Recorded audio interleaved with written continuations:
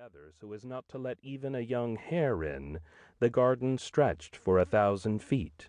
The 2-acre enclosure was itself neatly subdivided into 24 squares, each devoted to a different plant. This being February, the ground in some spots was still hard from winter's chill, muddy in others. Even when the weather was raw, Jefferson would inspect with boyish glee the condition of the vegetables and medicinal herbs that grew, pale green to a ghostly gray in winter.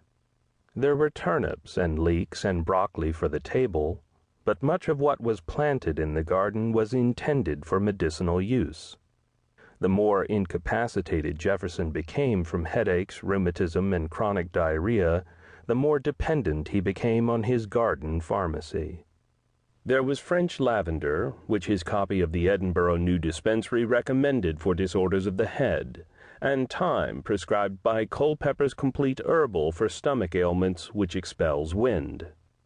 If thyme did not do the trick, Jefferson could try home remedies made with rosemary and wormwood.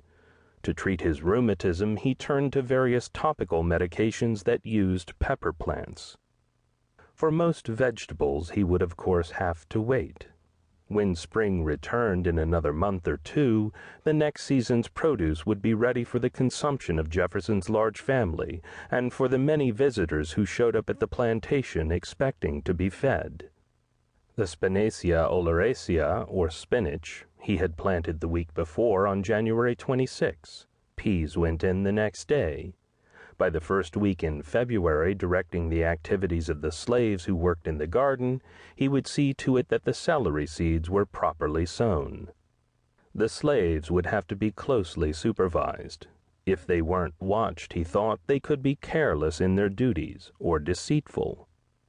Such conclusions did not come easily to Jefferson, who worried about slavery and about individual slaves his entire life. Some slaves could be quite trustworthy. This was true, for example, of the members of the Hemmings family who served as maids and waiters at Monticello, or were craftsmen in the workshops near the garden. Others Jefferson considered less reliable.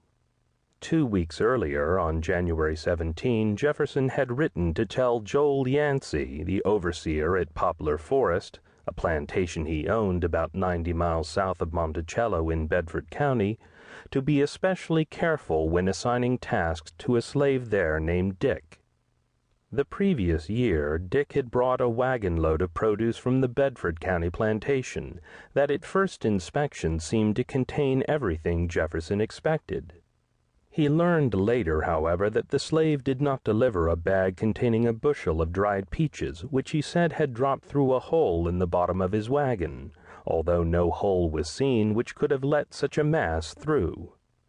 More recent than that, Jefferson noticed that Dick delivered a load of soap that weighed 38 pounds rather than, as should have been the case, 45. And the barrel of apples he brought is a little more than half full. Such repeated accidents cannot but excite suspicions of him, sufficient to make us attentive in the future. Eternal vigilance may have been the price of liberty. It was most assuredly a cost of owning slaves. Overseers had to be watched as well. Some of them drove the slaves too hard. The deaths of 5 slave children in the last 4 years made Jefferson wonder whether the white men in his employ were allowing the mothers sufficient time to care for their infants. Too many overseers rushed the women back into the fields as quickly as possible, which was short-sighted. Jefferson concurred in the belief widely held among planters that slave women were of greater value than slave men. Women bore children and therefore added to the labor force. Male field hands, by contrast, consumed as much as they produced. I consider the labor of a breeding woman as no object, he reminded the overseer, and that a child raised every 2 years is of more profit than the crop of the best laboring man. While the labor of a slave woman is important, it is their increase which is the first consideration with us.